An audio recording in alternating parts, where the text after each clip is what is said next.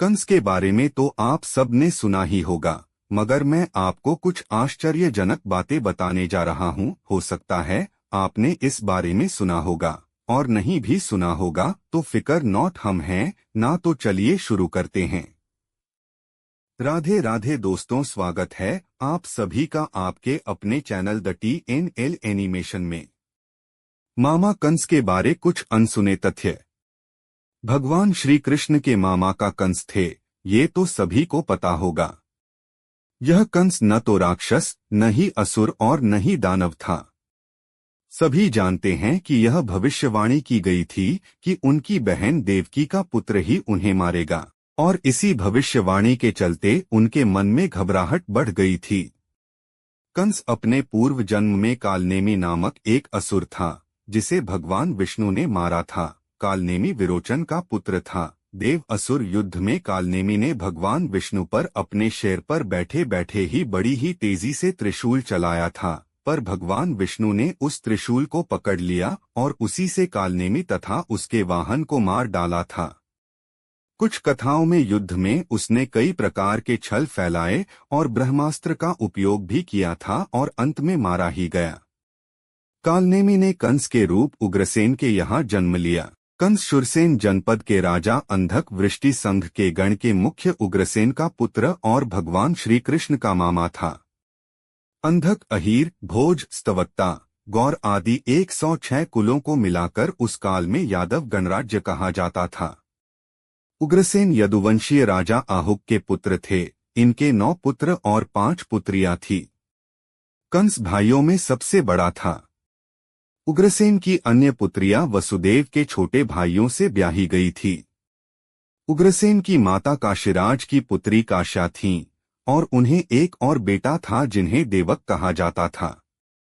कंस ने अपने पिता उग्रसेन को सिंहासन से हटाकर जेल में बंद कर दिया था और खुद शूरसेन जनपद का राजा बन बैठा था। शूरसेन जनपद के अंदर ही मथुरा आता था। कंस के काका शूरसेन का मथुरा पर राज था। कंस ने मथुरा को भी अपने अधीन कर लिया था और लोगों को अनेक प्रकार से पीड़ित करने लगा था। आर्यावर्त के तत्कालीन राजा जरासंध की पुत्री से कंस ने विवाह कर लिया था और अपनी शक्ति को बढ़ा लिया था। जरासंध पौरव वंश का था और मगध के विशाल साम्राज्य का राजा था। कंस को जरासंध ने अपनी 2 पुत्रियां ब्याह दी थी, जिनका नाम था अस्ति और प्राप्ति, इसलिए दोनों के बीच पक्का संबंध बन गया था। चेदी के यादव वंश के राजा शिशुपाल को भी जरासंध ने अपना गहरा दोस्त बना लिया था। यह शिशुपाल भगवान श्री कृष्ण की बुआ का लड़का था और इसकी श्रद्धा भी कंस के तरफ थी। कंस ने उत्तर पश्चिम में कुरुराज के दुर्योधन को भी अपना मित्र बना रखा था। जरासंध के कारण पूर्वोत्तर की ओर से असम के राजा भगदंत से भी उसने मित्रता बना रखी थी। कंस के काका शूरसेन का मथुरा पर शासन था और शूरसेन के पुत्र वसुदेव का विवाह कंस की बहन देवकी से हुआ। हम सबको पता होगा कि श्री कृष्ण के पिता का नाम वसुदेव और माता का नाम देवकी था। जन्म के पश्चात उनका पालन पोषण नंद बाबा और यशोदा माता के द्वारा हुआ। नंद बाबा के पिता का नाम राजा पार्जन्य था। नंद बाबा पार्जन्य के 9 बेटों में से तीसरे बेटे थे। शूरसेन और पार्जन्य दोनों सगे भाई थे। कंस अपनी चचेरी बहन देवकी से बहुत स्नेह करता था, लेकिन एक दिन देवकी और वसुदेव के साथ वह रथ पर कहीं जा रहा था। तभी आकाशवाणी सुनाई पड़ी, जिसे तू इतना स्नेह करता है, उस देवकी का 8वां पुत्र तुम्हें मार देगा। इस भविष्यवाणी सुनकर कंस डर गया और देवकी को मारने के लिए तलवार निकाल ली। वसुदेव ने उसे समझाकर शांत किया और वादा किया, वे अपना 8वां पुत्र कंस को सौंप देंगे। पहला पुत्र होने पर जब वसुदेव कंस के पास पहुंचे तो कंस ने कहा, मुझे तो 8वां पुत्र चाहिए। बाद में नारद जी ने बताया कि तुम्हें मारने के लिए देवकी के गर्भ से स्वयं भगवान श्री विष्णु जन्म लेंगे। तो कंस और भयभीत हो गया और उसने वसुदेव और देवकी को जेल में बंद कर दिया।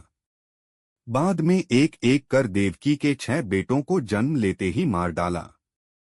7वें गर्भ में श्रीशेष ने प्रवेश किया था। भगवान श्री विष्णु ने श्रीशेष को बचाने के लिए योगमाया से देवकी का गर्भ ब्रिजनिवासिनी वसुदेव की पत्नी रोहिणी के उदर में रखवा दिया। तत्पश्चात 8वें बेटे की बारी में श्री हरि विष्णु जी ने स्वयं देवकी के गर्भ से जन्म लिया। श्री कृष्ण के जन्म लेते ही माया के प्रभाव से सभी सिपाही सो गए एवं जेल के दरवाजे अपने आप खुलते ही गए।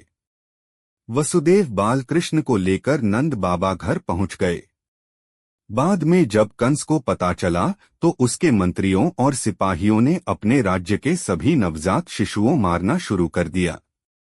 कंस हत्या करके थक गया था, तभी उसको पता चला कि श्री कृष्ण तो नंद बाबा के यहाँ है, तो उसने अनेक असुरी प्रवृत्ति वाले लोगों से श्री कृष्ण को मरवाना चाहा, पर सभी श्री कृष्ण जी और बलराम के हाथों मारे गए।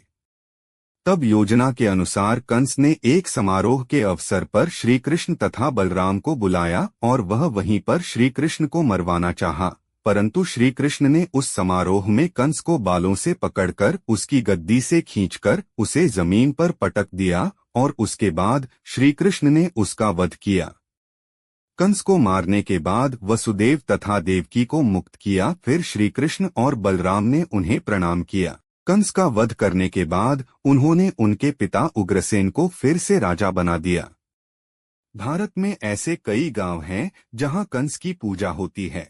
लखनऊ से हरदोई जाते समय रास्ते में एक कंस की प्रतिमा मिलती है। इसके आसपास के इलाकों में कंस की पूजा करने का प्रचलन है। उड़ीसा में कंस महोत्सव भी होता है। यहाँ धनु यात्रा भी निकलती है। कंस का दरबार सजता है और 11 दिन के लिए कंस उड़ीसा का राजा होता है। कंस के पात्र, जिसे हम आजकल कांसे के बर्तन भी बोलते हैं, इतनी चलती है कि यह राज्य के मुख्यमंत्री को भी 11 दिनों तलब कर सकता है। कहते हैं कि कंस के शासन में प्रजा प्रताड़ित जरूर थी, लेकिन सभी अनुशासन में रहते थे और उन्हें सभी सुख सुविधा भी थी। तो दोस्तों, कैसी लगी मामा कंस की अनसुनी बातें? उम्मीद है कि आप सभी को पसंद आई होगी। अगर आई है तो लाइक, सब्सक्राइब और शेयर किए बिना मत जाना। मिलते हैं अगले कथा कहानियों मिस्ट्री में, तब तक के लिए राधे राधे।